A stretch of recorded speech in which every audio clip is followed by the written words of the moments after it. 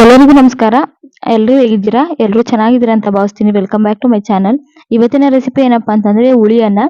ಬನ್ನಿ ಹೇಗ್ ಮಾಡೋದು ಅಂತ ನೋಡೋಣ. ಮೊದಲಿಗೆ ಇವಾಗ ಒಂದ್ 2 ನಿಂಬೆಹಣ್ಣು ಗಾತ್ರದ ಹುಣಸೆ ಹಣ್ಣನ್ನ ನಾನು ಒಂದ್ ಅರ್ಧ ಕಪ್ ಅಷ್ಟು ನೀರ್ನ ಹಾಕಿ ನೆನೆಸಿಟ್ಟಿದ್ದೀನಿ. ನೆನೆಸಿಟ್ಟಾದ್ಮೇಲೆ ಅದನ್ನ ಕಿವುಚ್ಕೊಂಡು ಅದರ ರಸನ ತಗೋಬೇಕು. ಇವಾಗ ಒಂದು ಪ್ಯಾನ್ ನ ಇಟ್ಕೊಂಡು ಒಂದ್ 2 ರಿಂದ 3 ಟೇಬಲ್ ಸ್ಪೂನ್ ಅಷ್ಟು ಕಡಲೆಬೇಳೆ, ಒಂದ್ 2 ಸ್ಪೂನ್ ಅಷ್ಟು ಧನಿಯಾ ಕಾಳು ಹಾಕೋತಾ ಇದೀನಿ.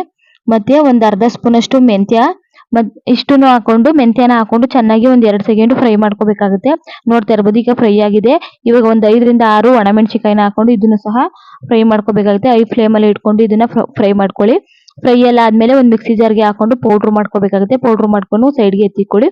ಈ ಪೌಡರ್ ಹುಳಿ ಅನ್ನಕ್ಕೆ ಬೆಸ್ಟ್ ಅಂತಾನೆ ಹೇಳ್ಬೋದು. ಹೊರಗಡೆ ತಂದು ಮಾಡೋದಕ್ಕಿಂತ ಮನೇಲಿ ಈ ರೀತಿ ಮಾಡ್ಕೊಂಡ್ರೆ ತುಂಬಾ ಚೆನ್ನಾಗಿರುತ್ತೆ. ಇವಾಗ ಒಂದು ಪ್ಯಾನ್ ನ ಇಟ್ಕೊಂಡಿದ್ದೀನಿ. ಪ್ಯಾನ್ ನ ಇಟ್ಕೊಂಡು ಒಂದ್ 2 ರಿಂದ 3 ಟೇಬಲ್ ಸ್ಪೂನ್ ಅಷ್ಟು ಎಣ್ಣೆ ಹಾಕೋತಾ ಇದೀನಿ.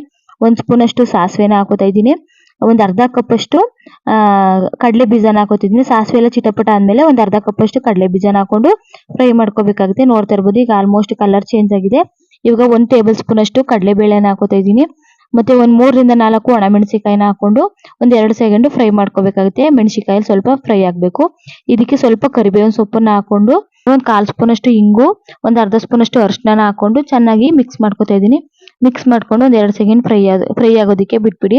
ಇವಾಗ ನೋಡ್ತಾ ಇರ್ಬೋದು ಆಲ್ಮೋಸ್ಟ್ ಚೆನ್ನಾಗಿ ಫ್ರೈ ಆಗಿದೆ. ಇವಾಗ ಮೊದಲೇ ನಾವು ಹುಣಸೆ ಹಣ್ಣನ್ನ ನೆನೆ ಹಾಕಿದ್ವಲ್ಲ ಅದ್ರ ರಸನ ತಗೊಂಡು ಇವಾಗ ಅದ್ರ ರಸನ ಹಾಕೋತಾ ಇದೀನಿ ಪ್ಯಾನ್ಗೆ ಹಾಕೊಂಡು ಒಂದ್ 2 ಸೆಕೆಂಡ್ ಕುದಿಯೋದಕ್ಕೆ ಬಿಟ್ಬಿಡ್ಬೇಕು. ಇವಾಗ ಕುದಿಯೋ ಟೈಮಲ್ಲಿ ರುಚಿಗೆ ತಕ್ಕಷ್ಟು ಉಪ್ಪನ್ನ ಹಾಕೊಂಡು ಒಂದ್ಸಲ ಮಿಕ್ಸ್ ಮಾಡ್ಕೋಬೇಕಾಗುತ್ತೆ. ಮಿಕ್ಸ್ ಮಾಡ್ಕೊಂಡು ಸ್ವಲ್ಪ ನೀರಿನ ಅಂಶ ಎಲ್ಲ ಕಮ್ಮಿ ಆಗೋ ತನಕ ಈ ಫ್ಲೇಮ್ ಅಲ್ಲಿ ಇಟ್ಕೊಂಡು ಫ್ರೈ ಮಾಡ್ಕೋಬೇಕಾಗುತ್ತೆ. ನೋಡ್ತಾ ಇರ್ಬೋದು ನೀವು ಆಲ್ಮೋಸ್ಟ್ ನೀರಿನ ಅಂಶ ಎಲ್ಲ ಕಮ್ಮಿ ಆಗಿದೆ. ಇವಾಗ ರೈಸ್ ನ ಹಾಕೊಂಡು ಒಂದ್ಸಲ ಚೆನ್ನಾಗಿ ಮಿಕ್ಸ್ ಮಾಡ್ಕೋಬೇಕಾಗುತ್ತೆ.